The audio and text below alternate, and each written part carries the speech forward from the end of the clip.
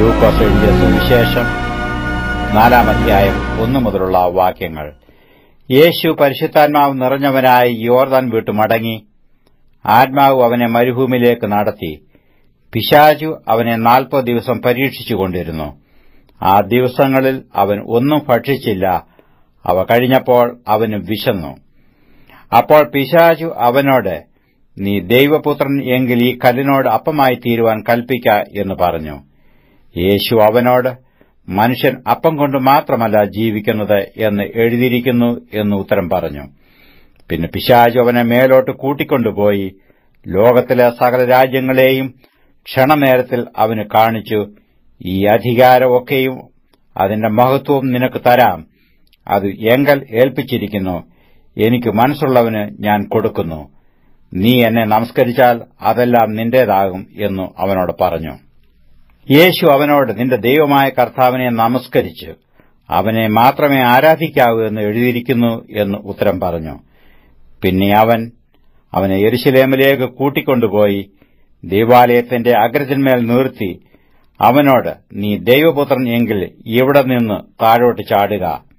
നിന്നെ കാപ്പാൻ അവൻ തന്റെ ദൂതന്മാരോട് നിന്നെക്കുറിച്ച് കൽപ്പിക്കുകയും നിന്റെ കാൽ കല്ലിനോട് തട്ടാതെ വണ്ണം അവർ നിന്നെ കൈയിൽ താങ്ങിക്കൊള്ളുകയും ചെയ്യും എന്ന് എഴുതിയിരിക്കുന്നുവല്ലോ എന്ന് പറഞ്ഞു.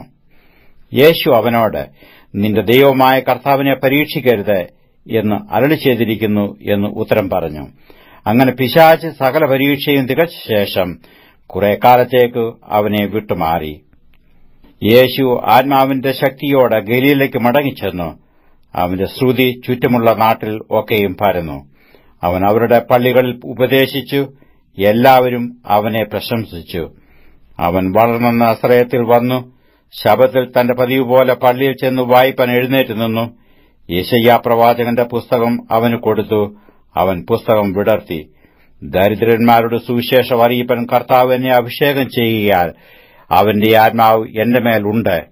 ബദ്ധന്മാർക്ക് വിടുതലും കുരുടന്മാർക്ക് കാഴ്ചയും പ്രസംഗിപ്പാനും പീഡിതന്മാരെ വിടുവിച്ചയപ്പാനും കർത്താവിന്റെ പ്രസാദവർഷം പ്രസംഗിപ്പാനും എന്നെ അയച്ചിരിക്കുന്നു എന്ന് എഴുതിയിരിക്കുന്ന സ്ഥലം കണ്ടു.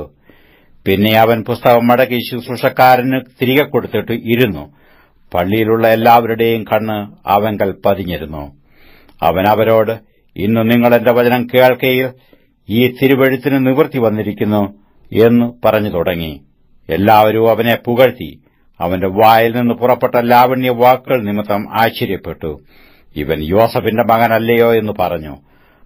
അവൻ അവരോട്, വൈദ്യ, നിന്നെ തന്നെ സൌഖ്യമാക്കുക എന്നുള്ള പഴഞ്ചൊല്ലും കഫർനഹൂമിൽ ഉണ്ടായി കേട്ടതും എല്ലാം ഈ നിന്റെ പിതൃനഗരത്തിലും ചെയ്യുക എന്നും നിങ്ങൾ എന്നോട് പറയും നിശ്ചയം. ഒരു പ്രവാചകനും തന്റെ പിതൃനഗരത്തിൽ സമ്മതനല്ല എന്ന് ഞാൻ സത്യമായിട്ട് നിങ്ങളോട് പറയുന്നു എന്ന് പറഞ്ഞു. ഏലിയാവിന്റെ കാലത്ത് ആകാശം 3 ആണ്ടും 6 മാസവും അടഞ്ഞിട്ട് ദേശത്തെങ്ങും മഹാക്ഷാമം ഉണ്ടായപ്പോൾ ഇസ്രയേലിൽ പല വിധവമാർ ഉണ്ടായിരുന്നു എന്ന് ഞാൻ യഥാർത്ഥമായി നിങ്ങളോട് പറയുന്നു. എന്നാൽ സീദോനിലെ സെരപ്തിയിൽ ഒരു വിധവയുടെ അടുക്കലേക്കല്ലാതെ അവരിൽ ആരുടെയും അടുക്കലേക്ക് ഏലിയാവിനെ അയച്ചില്ല. അവണ് എലീശാ പ്രവാചകന്റെ കാലത്ത് ഇസ്രയേലിൽ പല കുഷ്ഠരോഗികൾ ഉണ്ടായിരുന്നു. സൂര്യക്കാരനായ നയമാനല്ലാതെ അവരാരും ശുദ്ധമായില്ല എന്നും അവൻ പറഞ്ഞു. പള്ളിയിലുള്ളവർ ഇത് കേട്ടിട്ട് എല്ലാവരും കോപം നിറഞ്ഞവരായി എഴുന്നേറ്റ് അവനെ പട്ടണത്തിന് പുറത്താക്കി അവരുടെ പട്ടണം പണിതിരുന്ന മലയുടെ വക്കോളം കൊണ്ടുപോയി തലകീഴായി തള്ളിയിടുവാൻ ഭാവിച്ചു. അവനോ അവരുടെ നടുവിൽ കൂടി കടന്നുപോയി. അനന്തരം അവൻ ഗലീലയിലെ ഒരു പട്ടണമായ കഫർനഹൂമിൽ ചെന്ന് ശബ്ബത്തിൽ അവരെ ഉപദേശിച്ചു പോന്നു. അവന്റെ വചനം അധികാരത്തോടെ ആകയാൽ അവർ അവന്റെ ഉപദേശത്തിൽ വിസ്മയിച്ചു. അവിടെ പള്ളിയിൽ അശുദ്ധഭൂതം ബാധിച്ച ഒരു മനുഷ്യനുണ്ടായിരുന്നു. അവൻ നസ്രായനായ യേശുവെ വിടു, ഞങ്ങൾക്ക് നിനക്കും തമ്മിൽ എന്ത്? ഞങ്ങളെ നശിപ്പിപ്പാൻ വന്നിരിക്കുന്നുവോ? നീ ആർ എന്ന് ഞാൻ അറിയുന്നു, ദൈവത്തിന്റെ പരിശുദ്ധൻ തന്നെ എന്ന് ഉറക്കം നിലവിളിച്ചു. മിണ്ടരുതേ, അവനെ വിട്ടുപോക എന്ന് യേശു അതിനെ ശാസിച്ചപ്പോൾ ഭൂതം അവനെ നടുവിൽ തള്ളിയിട്ട് കേട് ഒന്നും വരുത്താതെ അവനെ വിട്ടുപോയി. എല്ലാവർക്കും വിസ്മയമുണ്ടായി. ഈ വചനമെന്ത്?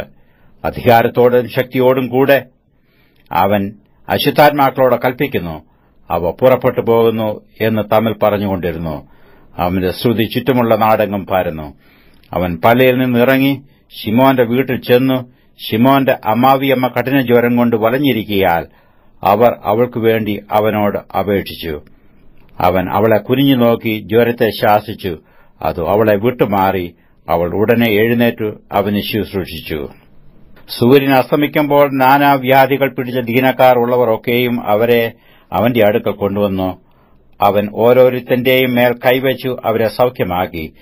പലരിൽ നിന്നും ഭൂതങ്ങൾ നീ ദൈവപുത്രനായ ക്രിസ്തു എന്ന് നിലവിളിച്ചു പറഞ്ഞുകൊണ്ട് പുറപ്പെട്ടുപോയി. താൻ ക്രിസ്തു എന്നു അവ അറിയുകൊണ്ട് മിണ്ടുവാൻ അവൻ സമ്മതിക്കാതെ അവയെ ശാസിച്ചു. നേരം വെളുത്തപ്പോൾ അവൻ പുറപ്പെട്ടു ഒരു നിർജ്ജന സ്ഥലത്തേക്ക് പോയി. പുരുഷാരം അവനെ തിരഞ്ഞു അവന്റെ അരികത്തു വന്നു തങ്ങളെ വിട്ടുപോകാതിരിപ്പാൻ അവനെ തടുത്തു. അവൻ അവരോട്, ഞാൻ മറ്റുള്ള പട്ടണങ്ങളിലും ദൈവരാജ്യം സുവിശേഷിക്കേണ്ടതാകുന്നു, ഇതിനായിട്ടല്ലോ എന്നെ അയച്ചിരിക്കുന്നത് എന്ന് പറഞ്ഞു. അങ്ങനെ അവൻ ഗലീലയിലെ പള്ളികളിൽ പ്രസംഗിച്ചു പോന്നു.